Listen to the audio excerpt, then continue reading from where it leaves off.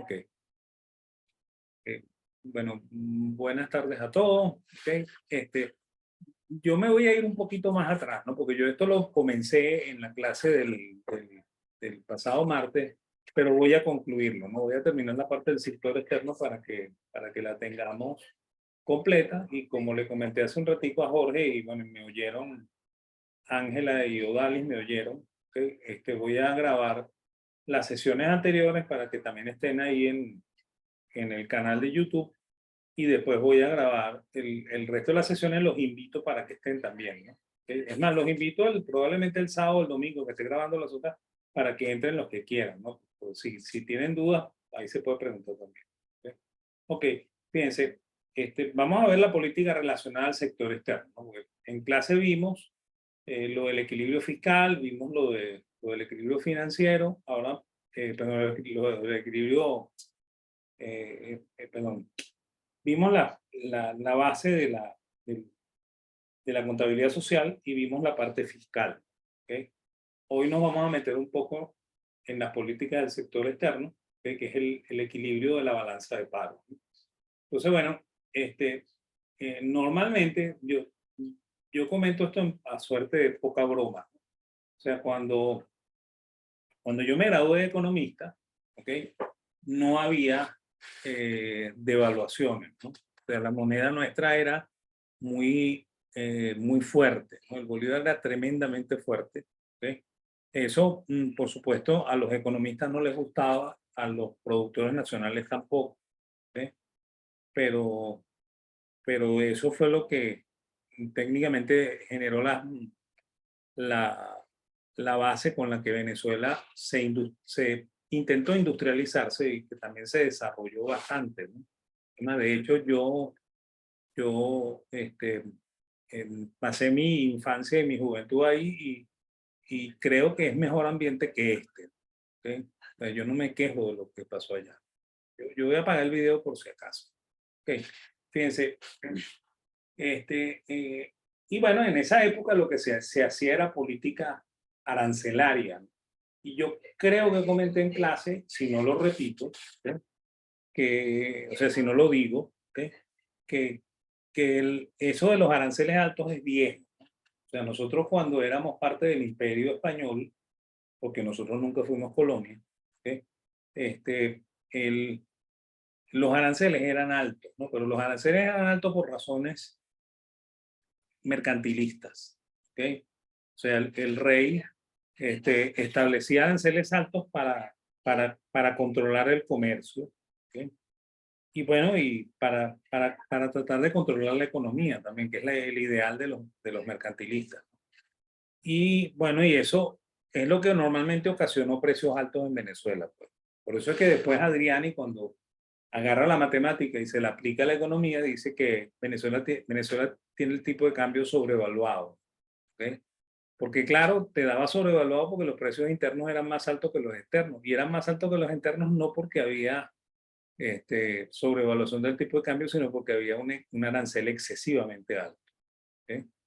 Es más, ese arancel excesivamente alto siguió siendo alto, ¿ok? Hasta el año 89, ¿no? En el año 89, con el paquete de Pérez, se hace la primera rebaja arancelaria. La primera vez que nosotros nos bajan el arancel es en la época de Pérez. Y eso tiene unas implicaciones, ¿no? Yo las voy a comentar en la clase de hoy también, ¿ok? En esta reunión virtual. Fíjense, después, bueno, nosotros pasamos el siglo XIX igual, ¿ok? Y claro, los aranceles excesivamente altos eran un estímulo muy grande al contrabando, ¿no? Porque Venezuela siempre fue un lugar de contrabando, ¿ok? Y siempre fue un lugar de precios altos, ¿ok? Por eso es que no era extraño que alguien midiera y dijera, aquí hay sobrevaluación, ¿ok? Porque el economista le pasa igual que al médico, ¿no? El médico, cuando diagnostica síntomas, ¿ok? No diagnostica la enfermedad, él no detecta la enfermedad, él diagnostica síntomas, ¿ok? Y eso es lo que nos enseñan los economistas, a diagnosticar síntomas y no darnos cuenta de lo que de verdad está pasando, ¿ok? Entonces, bueno,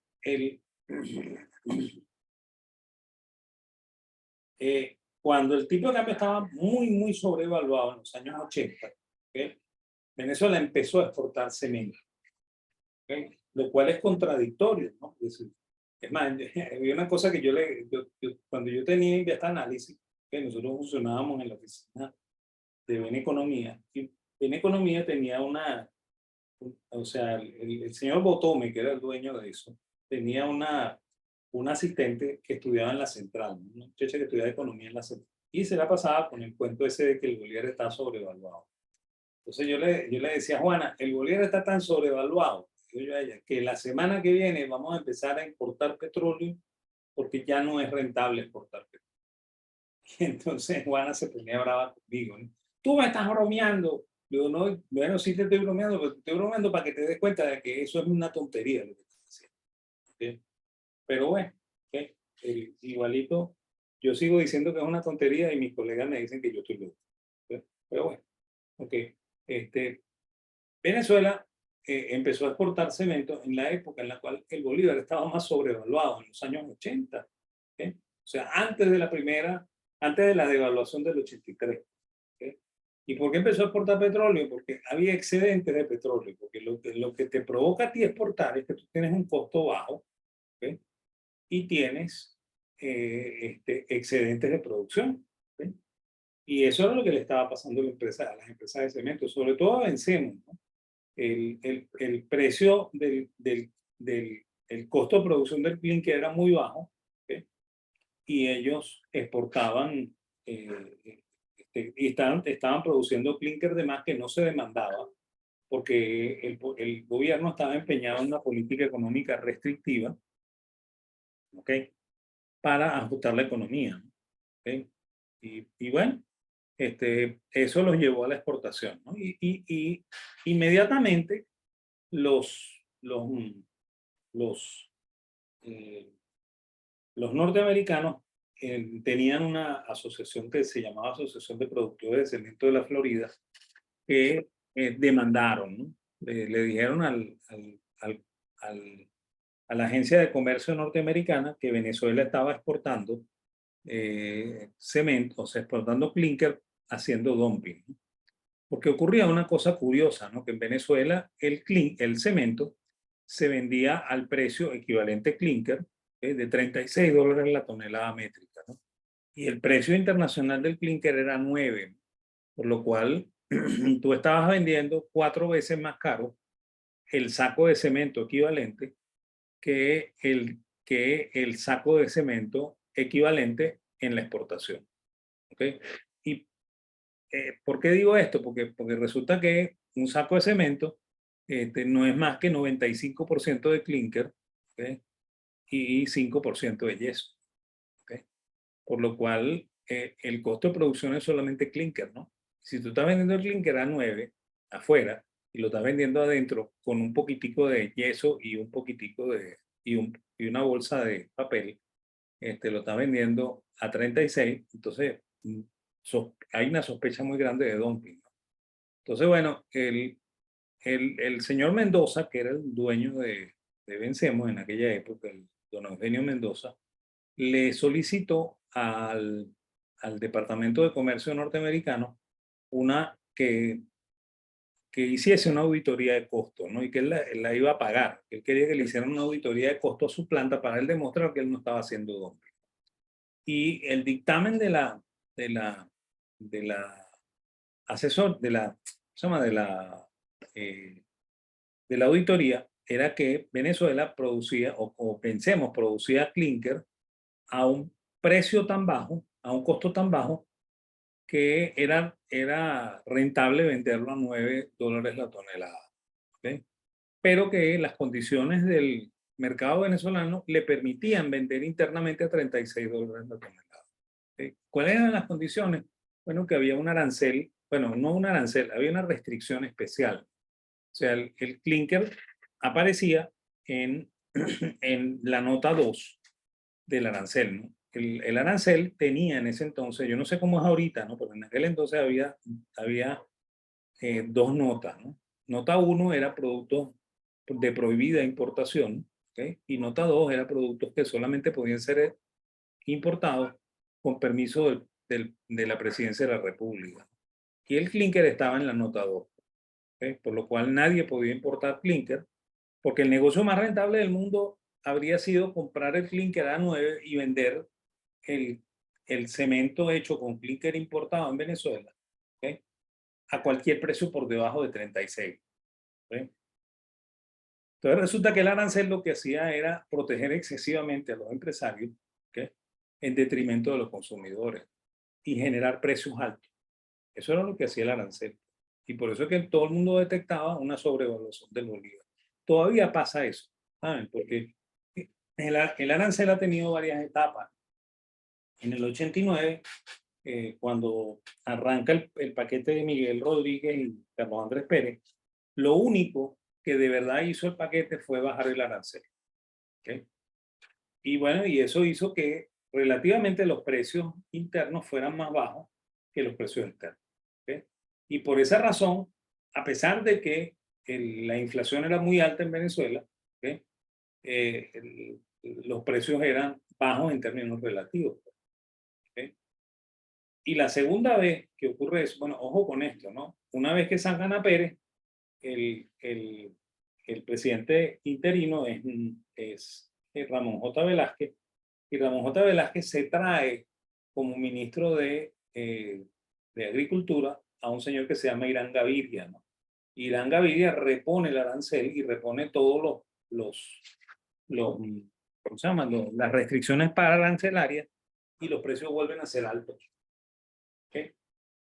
Y bueno, los empresarios contentos, ¿no? Los empresarios estaban en contra del paquete de Pérez por esa situación.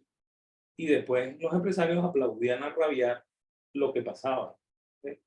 Después el arancel volvió a ser bajado, en medio de la pandemia. Cuando estábamos en la hiperinflación, Maduro baja el arancel, es más, pone arancel cero en algunos productos, y inmediatamente los empresarios salieron a chillar. Empezaron a hablar de competencia desleal. Se acuerdan que los precios eran más bajos al final de la pandemia. Después Maduro claudicó y benefició a los empresarios elevando el arancel, y ahora tenemos otra vez precios altos. Y bueno, pero todo el mundo calculará y seguirá diciendo que el bolívar está sobrevaluado.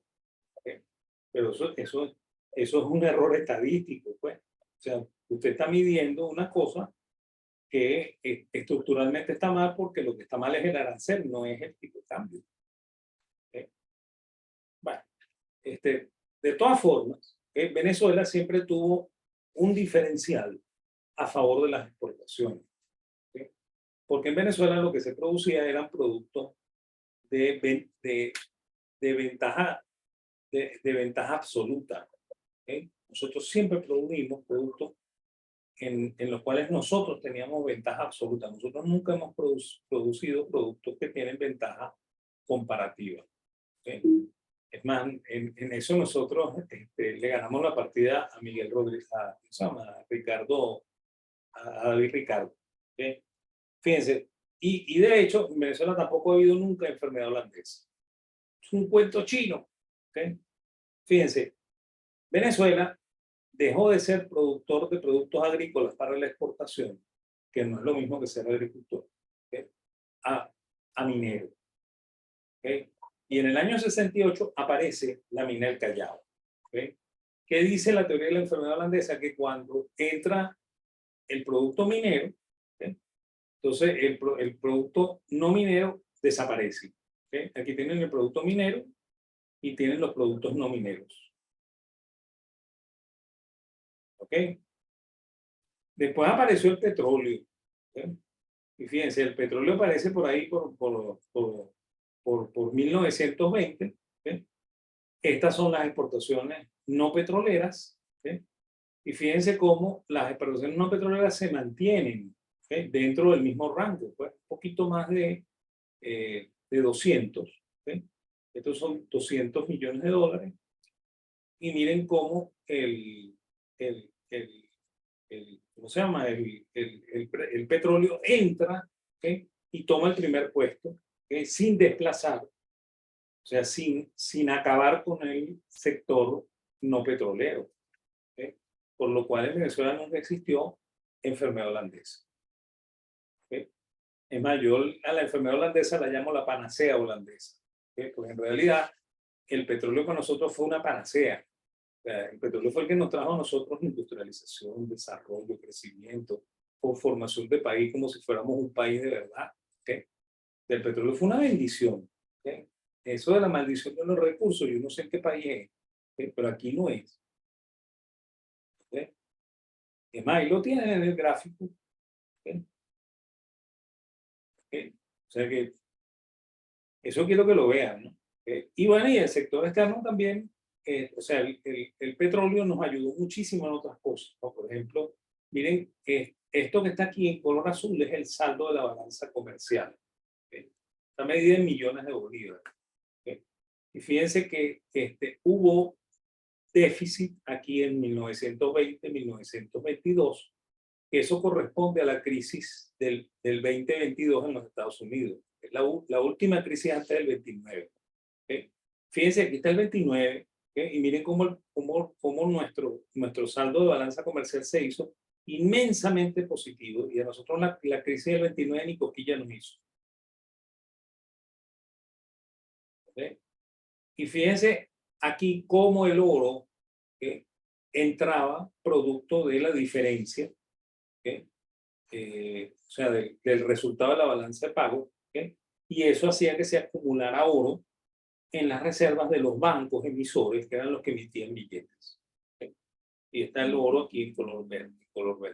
¿Okay? Ese es el oro que después en el 40 va a expropiar el central y va a pasar a formar parte de las reservas internacionales. Y aquí tienen en color rojo lo que es una de las políticas de Gómez, ¿no? Gómez se empeñó desde su llegada al gobierno en 1908 a cancelar la deuda externa, por lo cual estos son los flujos por el pago de la deuda que están en color rojo, hasta que por fin en el año 1930, ¿okay?, se cancela definitivamente tanto la deuda interna como la deuda externa venezolana. ¿Okay? Entonces fíjense, eso que hizo Gómez condicionó varias cosas. Condicionó que en Venezuela fuese inútil establecer un banco central. ¿Okay? Por eso sí lo vamos a ver en la siguiente clase. ¿Okay? Y bueno, y aquí tienen, ¿okay?, bueno, es una repetición del gráfico anterior, ¿no? Este es oro y oro. ¿Okay? Aquí lo tienen. ¿Okay? Para que vean que eso no conforma la enfermedad holandesa. Bueno, mire, están las exportaciones otra vez, pero están repetidas 2 veces. ¿Okay? Ahora, ¿qué exportaba Venezuela? Fíjense, esto está hasta más o menos 1945, ¿no? Y la fuente es Veloz. ¿Okay? Veloz es un señor que recopiló información del siglo XIX y principios del XX hasta el 40, ¿no?, hasta el 45, hasta el 44 están los datos. ¿Okay? Entonces, fíjense, nosotros exportamos café, según él, entre 1830 y 1944. Exportamos cacao también entre 1930 y 1944. Exportamos sarrapia. Ya vamos a ver qué es eso. Exportamos reses. ¿Okay? Exportamos oro. ¿Okay? También exportamos madera. Exportamos dividible. Exportamos una cosa que se llama balatá. ¿Okay? Exportamos caucho. ¿Okay? Exportamos papelón. ¿Okay? Exportamos azúcar. Y exportamos carne. ¿Okay? Es más, fíjense, la carne tiene poco tiempo, en 1915, 1925. Y fundamentalmente era carne congelada. ¿Okay? O sea, se mataba la res y se vendía la carne congelada. ¿Okay? Y bueno, y petróleo desde 1920 hasta 1945, bueno, hasta 44. No, acuérdense que los datos de Veloz van hasta el 44, o sea que yo no me extiendo más ahí. ¿Okay? Es solamente la época que Veloz reseña. Eh, Miren, ustedes conocen reses, conocen café, conocen cacao, tal vez conocen caucho, azúcar, papelón, carne, petróleo. ¿Okay? Pero el resto creo que no lo conocen, ¿no? ¿Qué es sarrapia? Miren, la sarrapia es una semilla que produce un árbol que está en Guayana. ¿Okay? Es más, el único país en el cual hay sarrapia es Venezuela. Eso es un monopolio. ¿Okay? ¿Y para qué sirve la sarrapia? La sarrapia producía un aceite ¿Okay? Esa semillita se procesaba y se le sacaba un aceite, ¿no? Y ese aceite preservaba el olor de los perfumes. ¿Okay? Entonces los franceses nos compraban Sarrapi a nosotros todos los días. ¿Okay? A cada rato, porque claro, ellos fabricaban perfumes. ¿Okay? Y como nosotros teníamos un monopolio, lo vendíamos carísimo. ¿Okay? Entonces, bueno, los franceses descubrieron, ¿okay?, cuál era la fórmula química del aceite de Sarrapia, lo sintetizaron y desde entonces los árboles siguen ahí en la selva, ¿okay?, y nosotros no seguimos exportando Sarrapia. ¿Okay? O sea, es ventaja absoluta. ¿Okay? Y no, nosotros jamás produjimos productos elaborados. ¿Okay? Siempre fue materia prima. Cuando nosotros exportábamos café, era semilla de café verde o café lavado. ¿Okay? Nunca fue semilla de café tostado o molido. ¿Okay?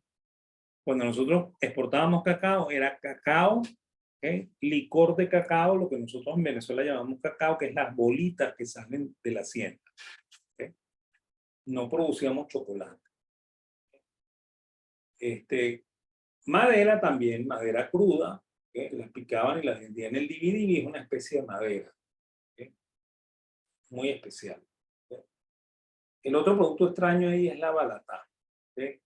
La balatá es una goma, igual que el caucho. ¿Okay?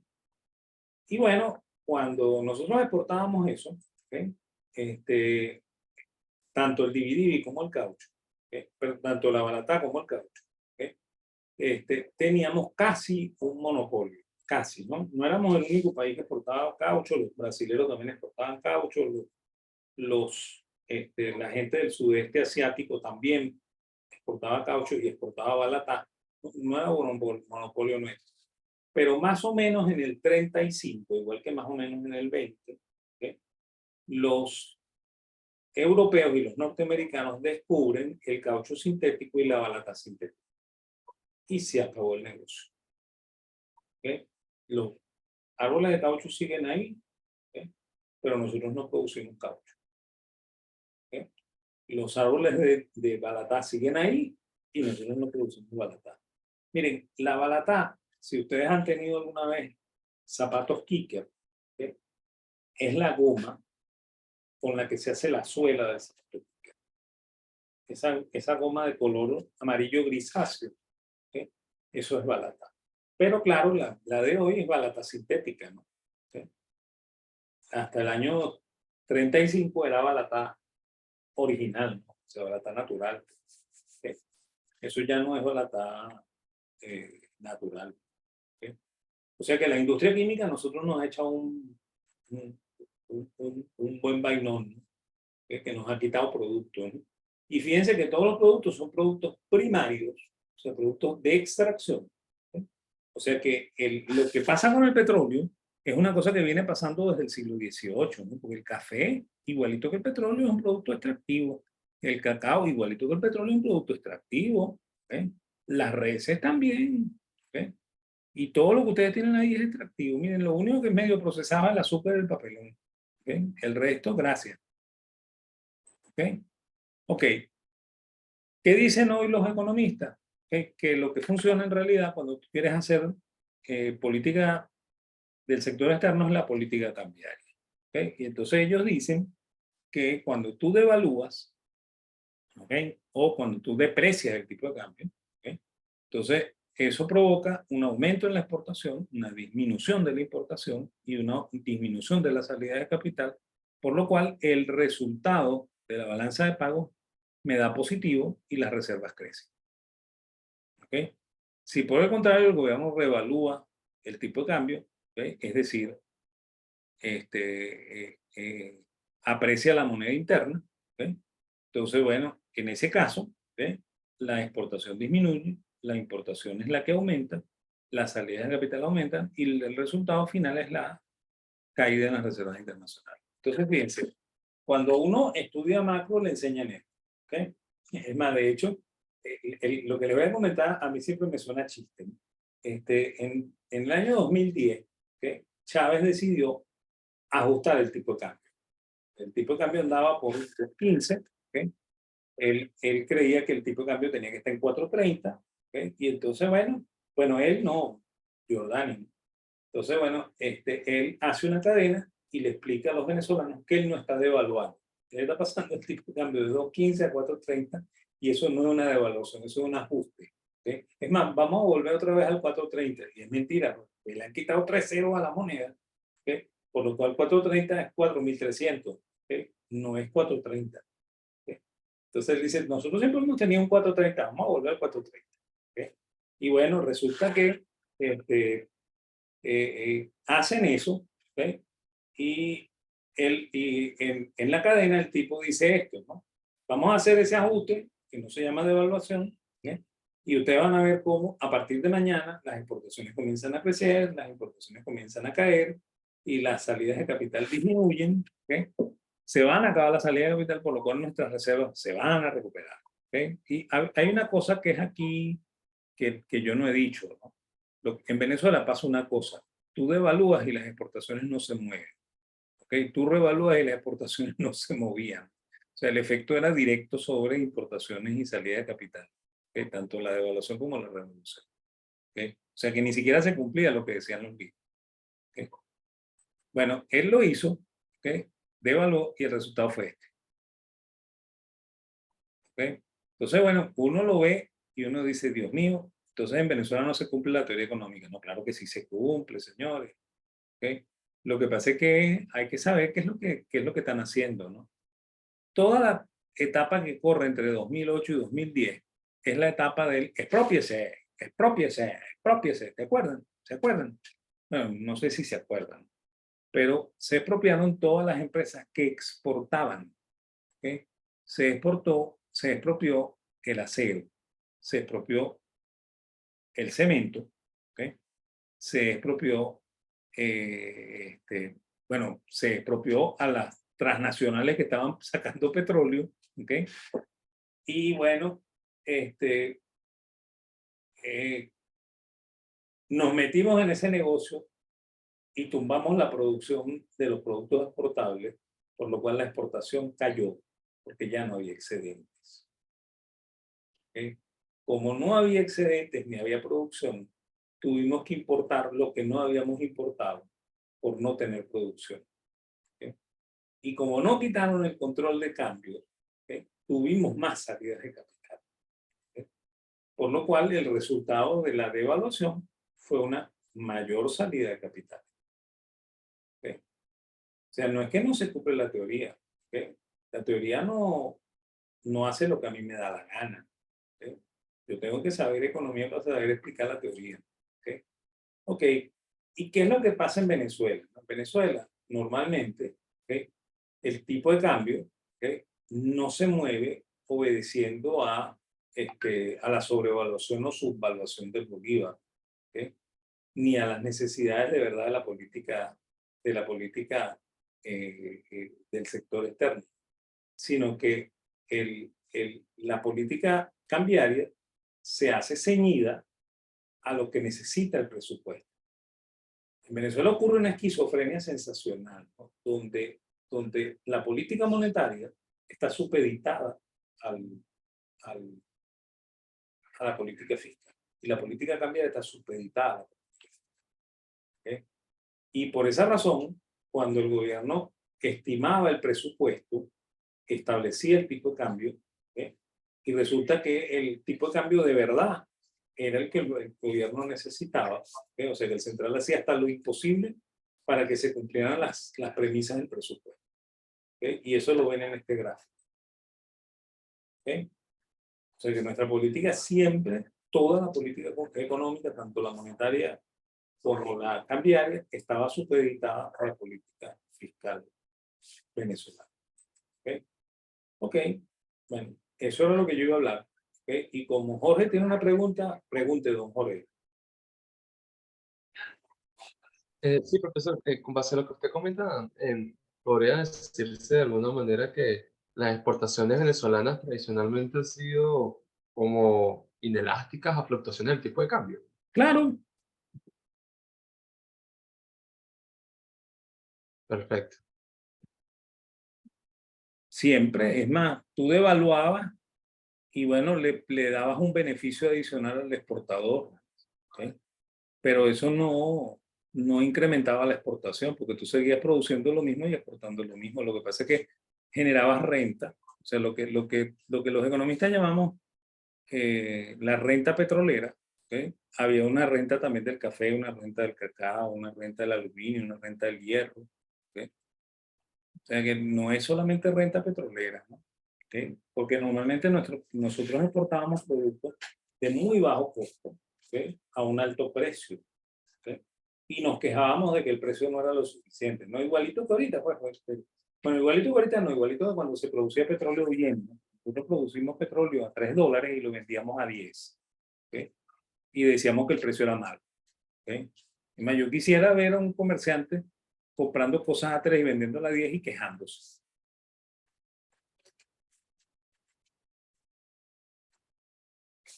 ¿Ok?